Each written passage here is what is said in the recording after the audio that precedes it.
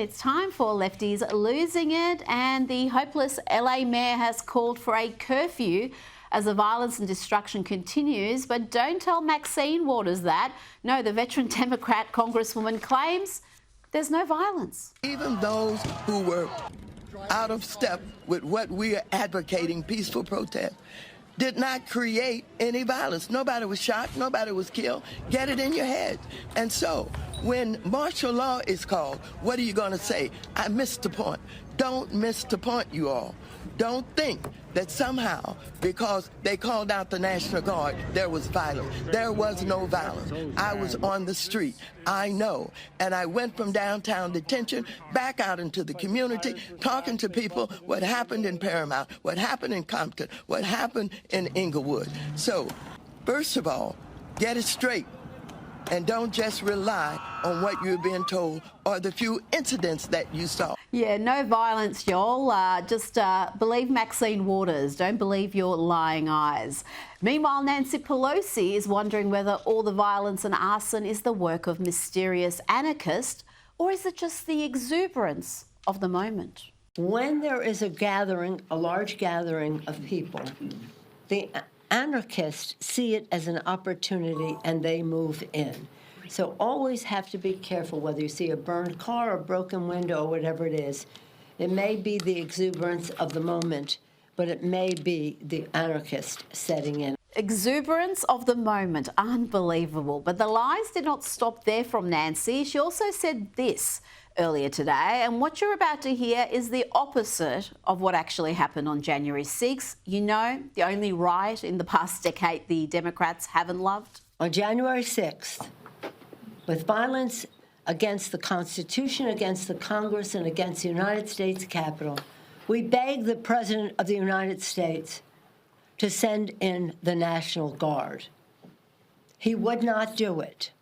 Not only would he not do it, when law enforcement people were being harmed, some later died, he would not send it in. Where does one start? No, Nancy did not request the National Guard. It was Donald Trump who urged their use. It was Nancy Pelosi, who was Speaker then, who ignored that urging and ignored the desperate calls of the Capitol Police Chief, who wanted backup. And of course, no cops were killed on January 6th or because of January 6th. All these people do is lie. And these protests, these riots are spreading to other Democrat strongholds like New York, Chicago, San Francisco.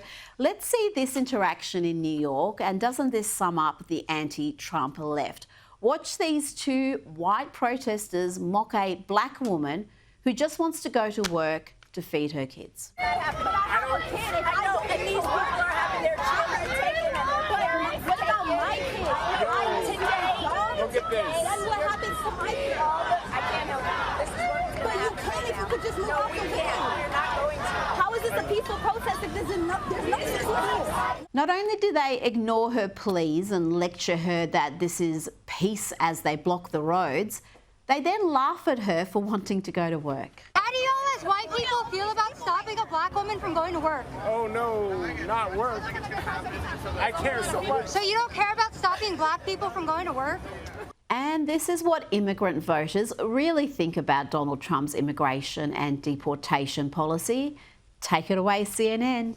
Immigrant citizens, immigrant voters, foreign-born voters have gone tremendously to the right on this issue in 2024 and 2025 versus where they were in 2020. Closest to or trust more in immigration. You go back to 2020. Democrats, get this, held a 32-point lead on this issue. Immigrant voters were in the Democratic camp.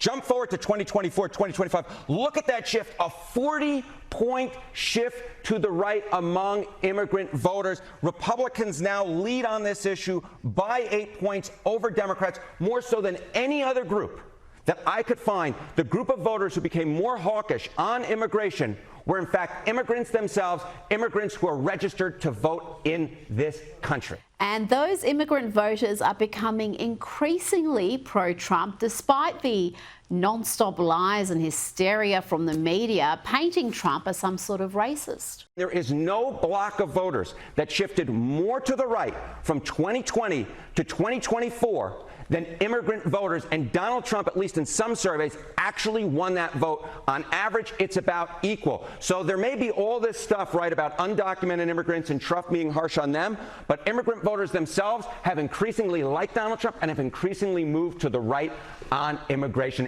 into the Republican camp. Joining me now is Sky News contributor Tina McQueen. Tina, no group of voters has more strongly moved into the Trump camp than immigrants, legal immigrants, and that's something that would blow the mind of the average political pundit. Yeah, exactly right. Look, most of these legal immigrants have left countries where they're fearful of gangs, of, turmoil. So they're very protective of their status in America and are very reluctant and do not want these violent thugs, illegal thugs from other countries entering at all. And one of the reasons for Trump having such strong backing on this issue from immigrants is that their view of illegal immigrants has changed markedly, really shifted dramatically in a few years. Let's have a look at that data. How immigrant citizens, voters, feel about people in the country illegally. Yeah, and this is where it all kind of comes together, Kate Baldwin. Look at this. The net favorable rating, immigrants who are here illegally, among immigrant citizens, again, those registered to vote. In 2020, look at this, plus 23 points on the net favorable rating. But look at where we were in 2024, minus 6 points, underwater. So immigrant citizens have become increasingly unfavorable in their views of those immigrants who are here illegally. So I think it's so important when we're talking about this debate from a political angle to separate those out who are undocumented immigrants versus those who are here legally and those who are citizens and those who are voters.